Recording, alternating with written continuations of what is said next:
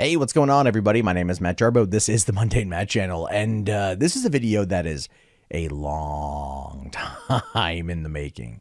This is one that people have been asking to get the truth on, to get the dirt on, since 2 years actually. It's been 2 years, roughly, since I did a sponsored deal for Candid. It was my very first sponsorship video. I was super excited when I got the email, and then ultimately let down by the events that happened afterward. And it went into some weird, crazy places and some crazy shit. And there's been a lot of speculation, a lot of odd accusations, and a lot of other shit that's happened. And I figured now that my non-disparagement clause is up, I can talk about it openly and publicly and tell you guys my side of the story, what happened with Candid.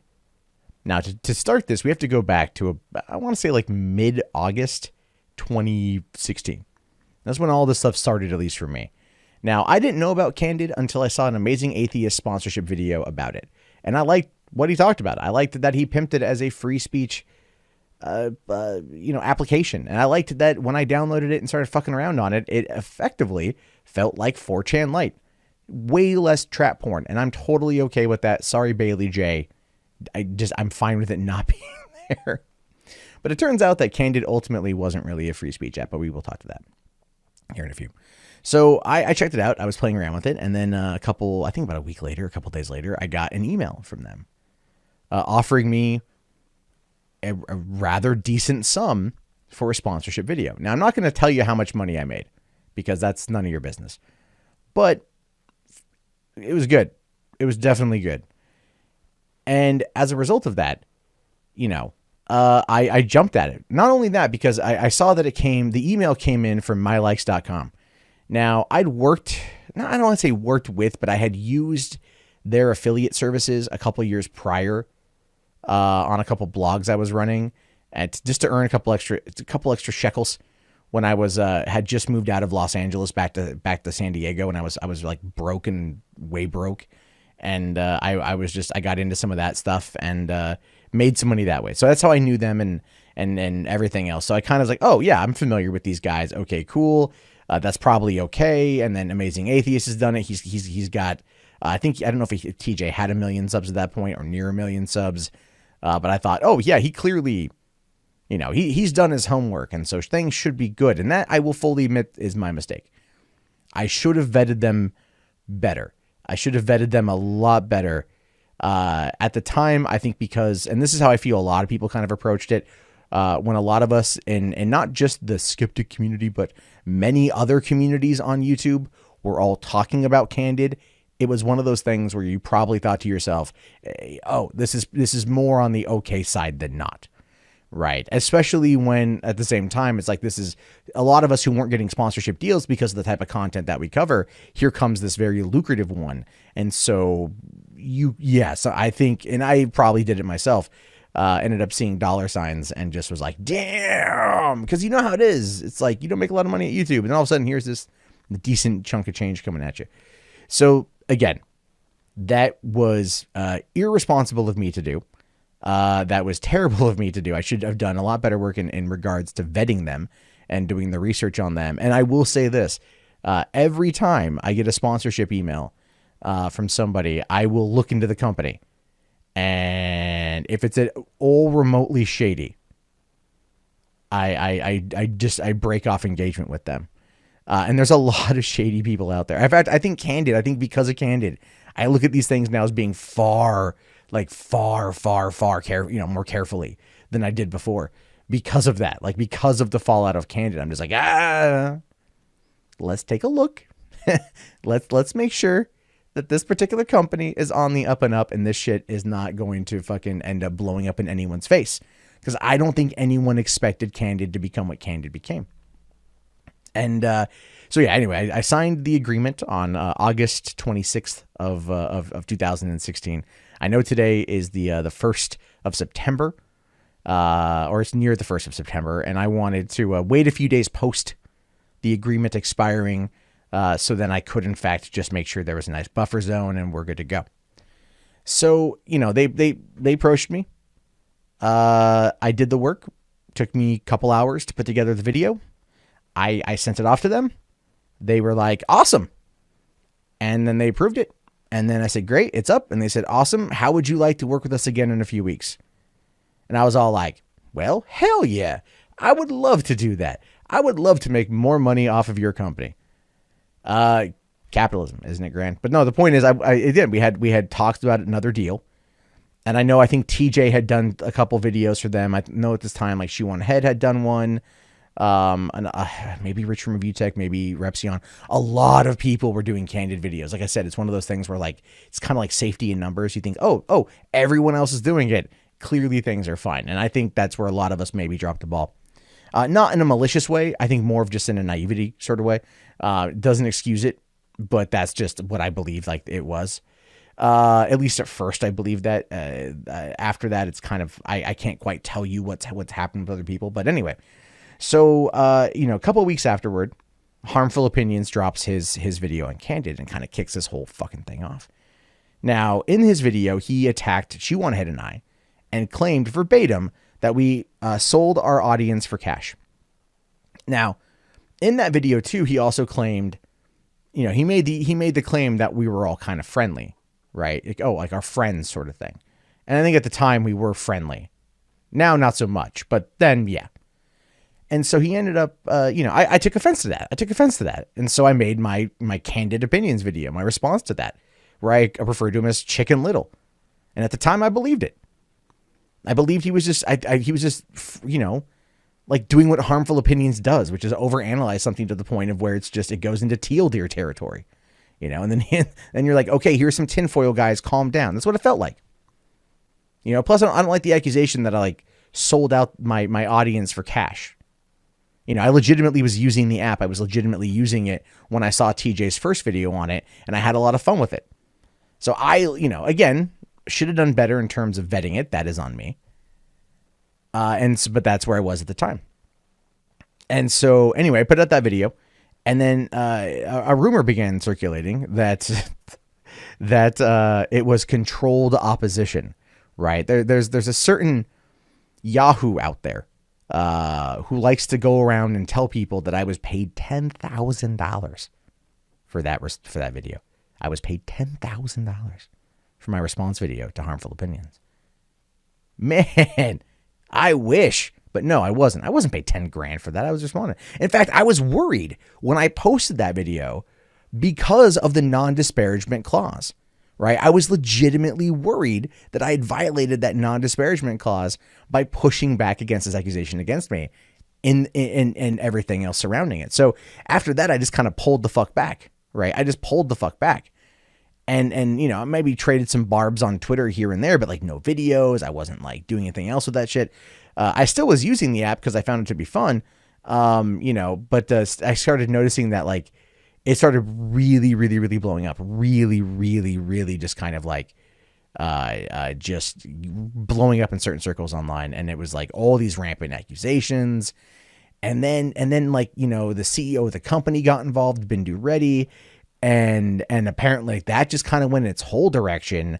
There was the accusation that like Candid was like openly digging into fucking Harmful Opinions' mom, trying to get a hold of his mom to essentially go and narc on him for being mean on Twitter. I mean, like that was like, whoa, okay, guys, hold on here. And then you had like the Amazing Atheist coming out and getting pissed off at Harmful Opinions for all that shit. And I think TJ, I think TJ was, ultimately, this is, I think he was pissed off because he was having, income fucked with. Right. And the things at the time in 2016, man, everyone was kind of making money hand over fist. It wasn't until the apocalypse hit in early 2017 that we all kind of went like, ooh, shit, maybe we should all like, look back in those days with like, with like rose colored glasses because it was a much better time. But as a result of that, it just ended up being this mess online, this online fight, this constant fight over Candid. It just kept going and going and going and going and going. And they were trying to drag everybody in. And we had people out there that were like still putting out promotional videos because they were still being paid by Candid. And Candid, as far as I know, was like paying very little, like $300 to $500, Whereas in other people's cases, it was, I'm assuming it was a lot more. I don't know the specifics of what anyone else made that didn't post it publicly. But even the ones that have done other Candid videos that like have more subscriber counts and everything else, I can only assume how much, considering I know how much I was paid. But I never asked anybody, and they never told me. So I don't know. You have to ask them if they want to tell that information. I'm pretty sure at this point their non-disparagement clause is over. I'm pretty sure it's up in some cases, so you might start seeing a few people talking about Candid. But anyway, so when all this shit started going on and all this shit started really going down, even though I had that deal in place with them to do a secondary video, I actually had contacted them as well as Bindu Ready, and I had said, hey, I'm not going to be publicly promoting your company anymore. I'm out. I'm done. And I turned down that deal. And, I turned it down because I felt this is not, obviously they'd already had to change the dialogue from being a free speech app to being an anonymous app. Right. And that was a shift because they wanted to make sure that it was more in line, I guess, legally speaking, which makes sense. And I think that the idea of it being an anonymous app and the idea of it being one where people can post whatever they want without fear of being fired was a good thing, is a real good thing. But then of course there were the accusations about like how you could hide photos or hide groups and it could be a place to transmit pornography or child pornography.